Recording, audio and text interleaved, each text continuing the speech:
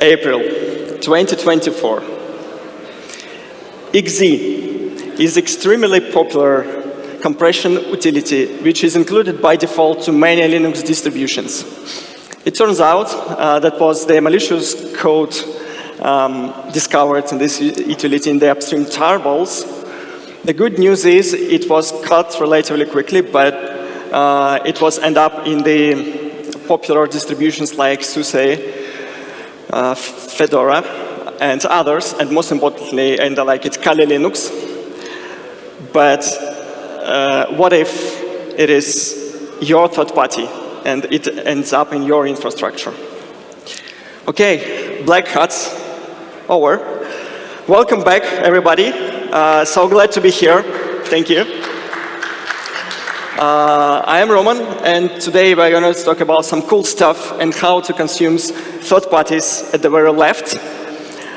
And all the views and opinions are my own. I'm not going to reveal any confidential information, and I'm not giving away chips. So let's get it started. Quick question. Does anybody use open source third parties in production, in your companies, in your actual job? Almost everybody, but I saw you, and you didn't get a heads up. Probably you just don't know about that yet, right? Stay tuned, I will show you. It turns out in 1 out of the 8 open source downloads have known risks. Based on this fancy research by Sonatype, 92 companies had a breach due to an application they developed, and 91% of companies have only released vulnerable applications. I think quite a big and honest number. On the other side, only 28 of professionals directly involved in software development actually are familiar what the hell that means, secure development. Okay, that brings us to the actual problem that we are encountering. To give a little bit more understanding why it's so important, just a simple example you see on the screen. This is a physical supply chain in 2024. Of course, we all rely on third parties while we produce anything in this world, right? Even with this one factory, it's made up of the different pieces and provided by suppliers. And this is IT and software supply chain in 2024. And yes, hell yes, we all rely on these third parties. I'm not going to read all of these tools, but they're all engaged in the software development, and there could be risks over there. The special slide for those who didn't raise your hands, if you don't directly ingest third-party dependencies, like an open source, for example, this is just one of the recent examples that I really like. In this case, hackers breached an internet service provider, relatively big one. It happened in this year, in August 2024, to poison software updates with malware so that all the consumers, all the customers are automatically poisoned. This is a little bit reference to the SolarWinds most famous attack, but it's still happening, right? And even though you are not consuming directly open source dependencies, for example, you use them indirectly provided by these guys, for example, okay? And this is a quick tip for assessing your proprietary suppliers. Actually, this question was raised in a couple of previous sessions today at the conference, how I'm going to assess my cloud providers or other suppliers. And this is the kind of tips how you are going to do it. Register and verify suppliers. Collaborate with all the departments within your organization. To do due diligence, maybe even use third-party risk management platform if you have one. Includes third-party suppliers to your disaster recovery and business continuity plan, and this is the reference to my question that it's all used in production actually, guys. What we're going to do if it's all got poisoned or got down. If you don't manage broader IT tools, because I recognize some of you developers or pen testers or other engineers, if you don't really, connect so tight with your IT departments, you can use the tools on your own to assess even proprietary suppliers and proprietary tools that you use. And a corporate framework actually extremely helpful. I do know that regulations and all of that stuff is not so fancy, but sometimes it really helps. Okay, putting proprietary suppliers aside, but this is the very left tips and example related to proprietary suppliers. Now, moving on a little bit to the software development and ingesting third parties to build some of your infrastructures, deployments, containers, software, or even using in the regular IT. This is the simple picture, right? We do write our code, or actually we don't, right? We just reuse somebody else. And it all goes to distribution, and the devil is somewhere in the middle. It sounds like this is the happy customer on the right-hand side, or internal customer or external customer. But what happens in the middle, this is the entire CI/CD or DevOps or whatever pipeline that you may have. And there are a lot of bad stuff that may happen. It could be compromised source control, it could be compromised build system, it could be other potential malicious stuff. And for each of these stage, I should spend the whole day about the tips. That's why today we're going to focus on the very left. How to make sure we can avoid all these risks, and how to make sure we can start at the very left. I don't like shift left, I like start left. So we're going to focus on this rectangle on the left-hand side. Okay. Now, there are a lot of frameworks and standards and everything that you can start with. I personally do like this one. I think that's now the top 10 open source software risks from OWASP, but originally it was made by Andrew Labs and donated then to OWASP. It's extremely important to understand where risk is, and for you personally, for your certain circumstances, to focus on the important parts, because maybe something out of this list is not important to you. So just not focus, don't spend the resources. There are a lot of other good stuff, frameworks, C2C, C2F, OpenSSF, which we will be talking about that later in details, and NIST, CSF, and others, but they all high level. Today I'm going to show you some practical examples, how to start, how they get this job done, right, without, exploring a lot of papers, a lot of standards and frameworks. Even before you start development, what you may need to focus on. And this is a very funny example, because you know what's one of the most popular plugin for VS Code, which is extremely popular open source IDE for developers.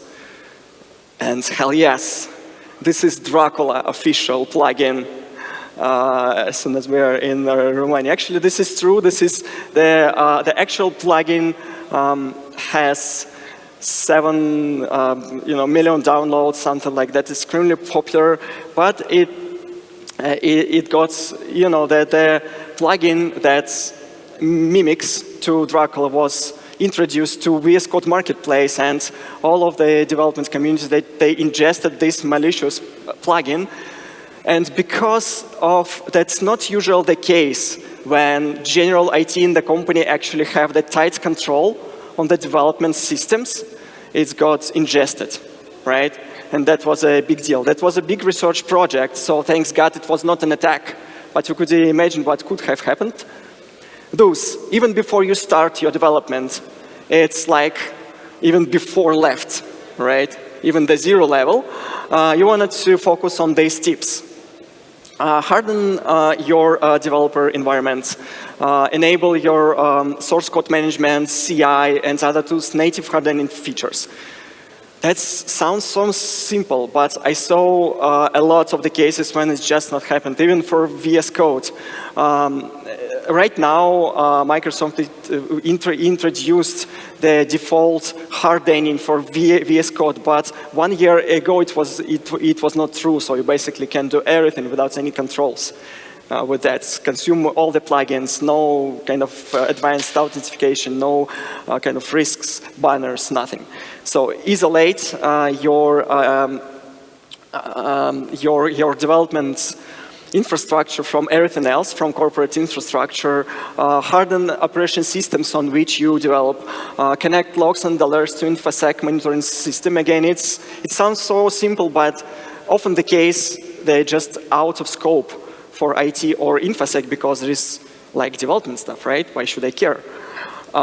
Make solid architecture decisions at the very beginning, and that could save you a lot of pain. Memory safe languages right now on the big hype, they are not going to solve all the problems. I'm talking about stuff like Rust, Go, and others.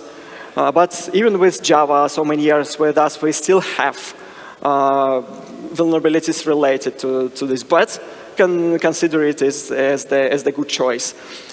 Apply rules on access management. 2FA is the must-go tool, and I'm so glad that it's now enforced by all the major tools like GitHub and others. Least privilege, why you still use root or something. And finally, define how you pull third parties from package managers. Consider internal curated mirroring so that you can not end up with the situations like log4j, and etc. when you can do the extra due diligence for these repos, not from the upstream. I do understand that it may be applicable only for big companies, but still. And there are a couple of tools that you can use for that purpose. Now, the next step. I'm going to consume this cool third party, whether it's a small library or it's OpenSSL or it's other kind of fancy tool that I'm consuming at the third party and include into my product or to my infrastructure, what I'm going to do. Okay, I think I'm going to go to the package manager or to the GitHub in this particular example and going to look into the sum of the metrics. Would it be stars, numbers, or, forks? Can it be some badges, right? So on the GitHub, okay, this tool has so many badges, probably it's better than others that don't, right? How many contributors? What else? Whether this tool has kind of README files, code of conduct, and other clear policies that you can rely on and say, hey, this is mature tool. And so on and so forth, right? Releases and etc. And this is just a couple of metrics besides others that you are going to look when you consume your third parties and trying to assess health. Remember, our purpose is to make sure that at the very left, we're picking up the good dependency, right? And the best dependency and the most secure one. Now, it sounds like, okay, do I have time or how I'm going to do that? The good news is automate it. And there are a couple of brilliant tools that can help you automate your decision when you assess your third parties and when you pick them up. And one of them is OpenSSF scorecard. I'm so proud to be part of this activity as an overall kind of contributor to Linux Foundation. Scorecard is the automated tool that can show the actual risk for open source dependencies. You can check the badge, like on this example, some of the third-party repos, they just reveal the badge with the score. You can use it as a Docker container in your CI/CD pipeline. You can run the manual check. There are different use cases how you can utilize this utility. You can even go to the UI interface and check it in the fancy manner, like shown in the screenshot. What it does. It represents just good development practices. So many developers may ask, okay, why should I pay attention? It's yet another security control? Is it yet another like tons of vulnerabilities or whatever scrutiny or whatever paperwork I should do? It's actually not. It represents just good practices, right? Like avoid dangerous workflow, like enable your kind of rights or permissions for tokens, and etc. Just do code reviews and etc. Good coding practices, nothing more. And it represents the score, and I think the common industry understanding that if it's more than 7 or equals 7, this is good to go. It's below, it's questionable, but if more than 7, definitely this repo utilizes the good open source practices, and you should be okay. Because most popular doesn't mean most secure, unfortunately. So think about that. And yes, focus on the metrics. That's important for you because there are a lot of metrics that may be irrelevant. The aggregate score is good because everybody likes the dashboard, right? But focus on the metrics. And if something is not relevant, okay, just skip it. This is basics, and this is so easy to implement for everybody. You don't need tons of development resources. You don't need knowledge even about that. Just use it. It's open source. It's free. Use it. Now, advanced. By the way, how many of you already use OpenSF scorecard? Okay, try it. It's really simple, like 1, 2, 3. Trust me, I'm a hacker. Okay, now more than advanced stuff that you may look into your third-party dependencies when you consume that is Project Chaos, is yet another project of Linux Foundation.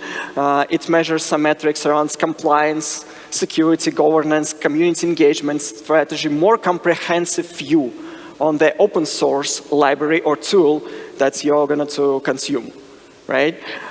It actually measures not only scorecard, like I mentioned, or OpenSF best practices, but also licenses, defect resolution duration, which actually a great metric.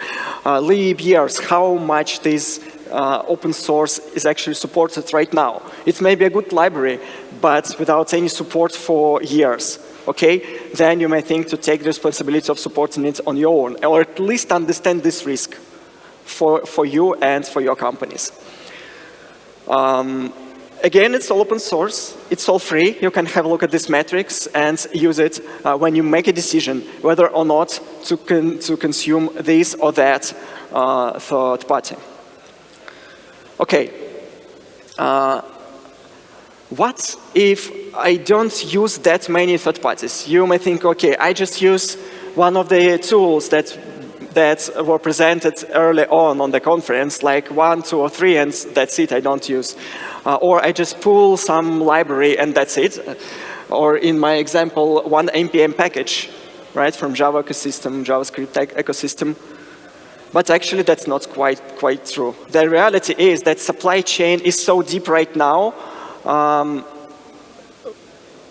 Most certainly, when you consume just the one third parties, it gets you millions of dependencies, and it could be hundreds, like literally hundreds. So clean code is the best friend of security every time. So limit your dependencies. If you don't need something, if you don't use something, just don't pull it. Right? It's just so simple as that. But still, not everybody follows this practice because they just pull everything. Okay, I don't care. It's all open source, all free. I get whatever I want and include it into my infrastructure, into my environment. Why? The question. That gets back to the architectural decisions. Make the good architectural decisions before you start development or before each development cycle begins. But what if we do need all these dependencies? But what if we do all of these 10s, 100s, and etc.? We probably would like to inventor them, to automate this understanding, and to put some accountability, basically understand where it came from. And that's I referring to SBOMs. SBOM stands for Software Bills of Materials. Basically, this is in the nutshell the inventory, all the tree of what is happening with all your dependencies on each layer, right? This picture put in flat in the specific format. So this is about SBOMs. And this is very much relevant to shifting to the very left as well, because a lot of open source projects and actually closed sourced, it's even related and even much more related to proprietary dependencies and what you consume from your vendors, not like from open source. They provide SBOMs. Actually, they have to because of some regulations, but even open source tools and popular dependencies, they provide SBOMs. It's a separate topic itself. We are just not at the high level of maturity of the SBOMs as an industry, and this is unfortunate. Things like CRA and US regulations push this topic forward, but we're still not there. Still, the quality of SBOM is not that at the high level. To give you a couple of examples, right? You kind of have the software, you consume it or you build it on your own. You ingest SBOMs as a kind of bill of materials for all your dependencies. And probably you also utilize some vulnerability database like CVs, right, and etc., CISA, CAF, and so on. And you have components kind of and 100 or maybe more vulnerabilities, okay? That's another example what SBOM should be used for, right? And as I mentioned, the level of the quality for SBOMs is not that high right now, so that the best advice is don't be obsessed with the format. We have the two common formats, SPDX, Cycle, and DX, in which SBOMs got generated or provided to you. Just ingest something. Right? Don't pay much attention to the formatting and etc. Validate SBOM signature where possible, or ask your vendors to provide some kind of signature provenance or something. And there are a list of tools. I'm going to give away the presentation so that you have the links. Create your own SBOM. And yes, even if you don't ship to US government or obliged by regulation, and yes, if you don't do commercial software development, but do it for your infrastructure or for internal customers, create your own SBOMs, because this is inventory. You should know what you actually do, okay? Validate SBOM quality. I mentioned that quality of SBOMs is not that good, even though we have these standards or some of the requirements for SBOMs like NT, for example, not all of them, again, at the same quality. Use these tools to validate the quality and say, hey, this SBOM is actually doesn't make sense. You know, give me another one, or regenerate, reuse tools. So this is a good one. And finally, at the bottom, enrich SBOMs with vulnerability data using open source scanners. The first one I'm really proud of, because this is CV bin tool created at Intel and then open sourced to everybody, so you can build SBOMs using this tool. You can actually do a lot of good things with this tool, but also create SBOMs and enrich with vulnerabilities, and other tools also would be helpful to put this information about vulnerabilities to SBOMs, because that is the important reason why SBOMs were created and introduced, to show you inventory and to show you what's in it and what's vulnerable. And finally, VEX. This stands for vulnerability, exploitability, and exchange, and this is notation like concept. And another acronym is CSAF, Common Security Advisory Framework, which is format. I'm going to explain what that means in a simple example. In 2024, so far, right, and I think this is data as of August, something like that, over 20,000 1,000 vulnerabilities are registered in NVD, in vulnerability database, but only 4% of them are somehow exploitable, either because of present in the CISA catalog, or their exploit exists, or there is some research about that. But this is just massive. And if we are throwing out thousands of the CVs to the developers and saying, hey, got to go and fix them, they say, oh no, I'm not going to look into it even. Right? So you're kidding me. That's why VEX is very important, right? Because it is somehow intersection between the SBOM and the number of vulnerabilities generally exist. How it works, you remember this, right? Software, SBOM for the software, vulnerability databases that I talked about, and some kind of components with vulnerabilities. And this is VEX, and this is example, for example, of the kind of VEX format and the documents that actually can say you whether it's exploitable or not, so that you can reduce these hundreds to tens in the real environment and get focus only on those to get fixed.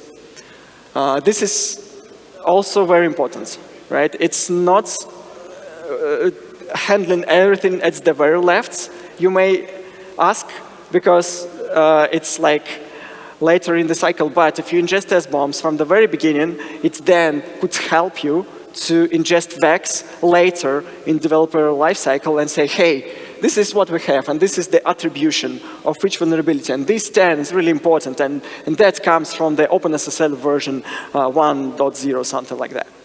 Okay? That actually works, and this is now automated, this is now machine readable.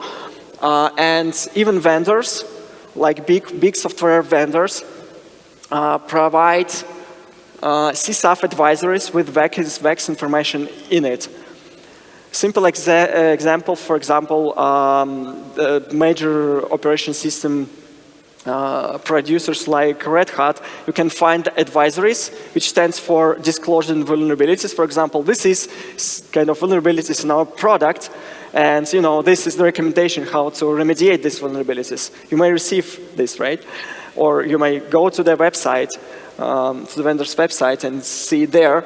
Now they provide it in the CSAF, which is machine-readable format, so that you can ingest it automatically into your systems and say, hey, okay, with this Red Hat advisory, this version is affected and this is not, which is very cool.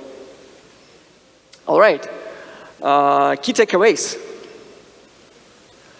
First of all, you can read more about Intel's good security practices here by scanning the QR code. This is most recent so far Intel product security report with a lot of practices how we do product security internally.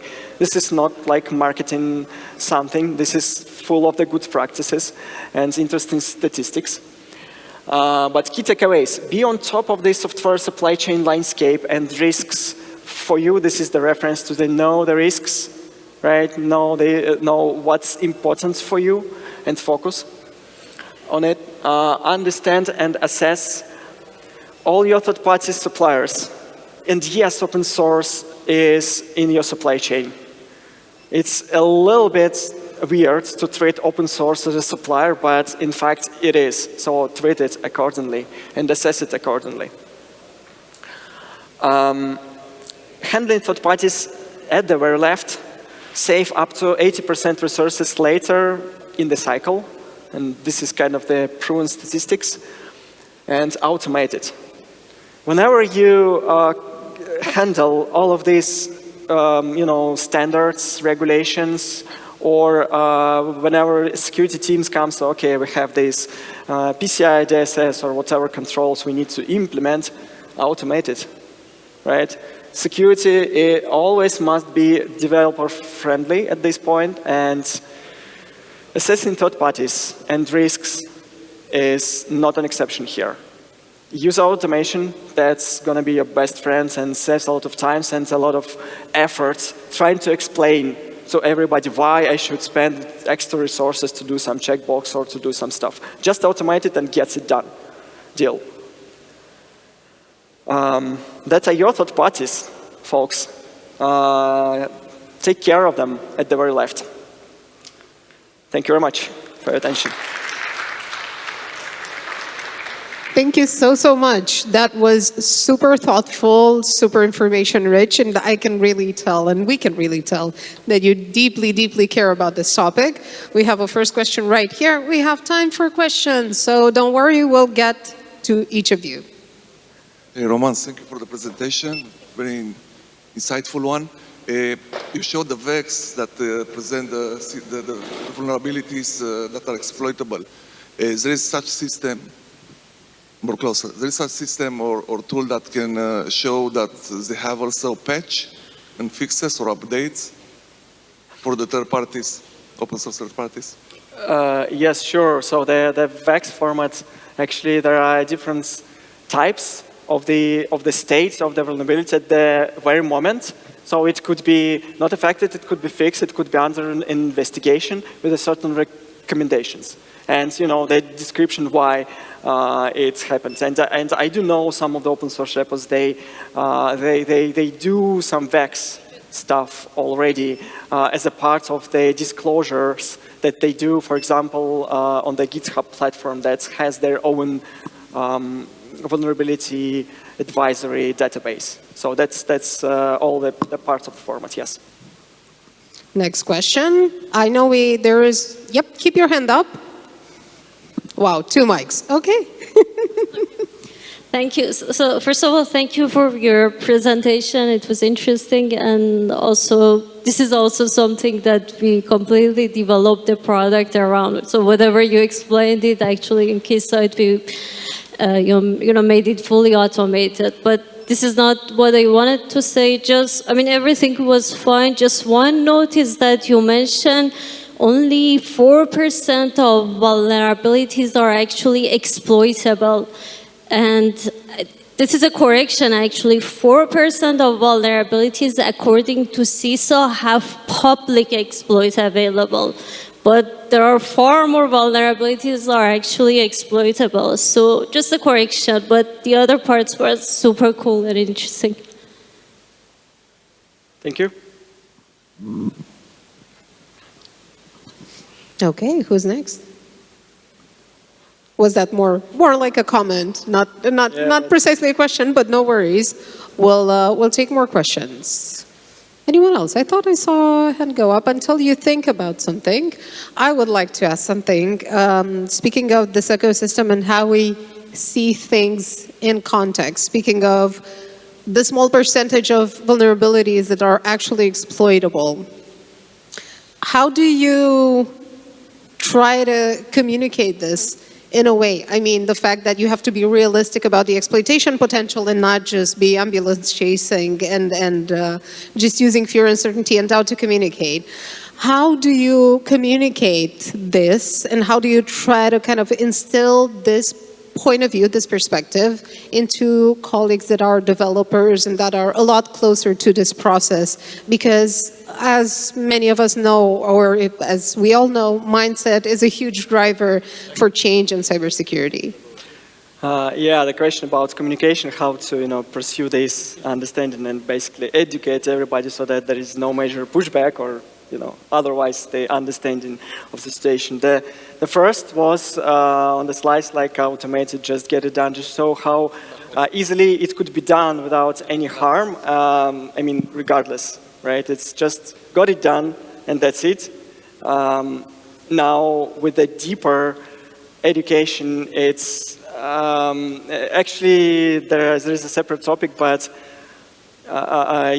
there should be the institutional program of the security champions and others that can carry this torch within the team so that they can spread the knowledge. Because frequently, security team, if it's an independent team from the development team, is treated as the alien, right? The security guys come to punish us with a stick, right? And this is what needs to be improved by education, by raising awareness, by again showing how it is simple in their environment. And this is, again, so simple to integrate it in the development tools, in the development environment, But still, so often I see that the security team, they use the tools like something, scanners or whatever, exclusively use on their own, and developers don't have the visibility, so that there is no trust. Building trust is very important. Do what your developers do, and live with them, and they will pay out with their trust back.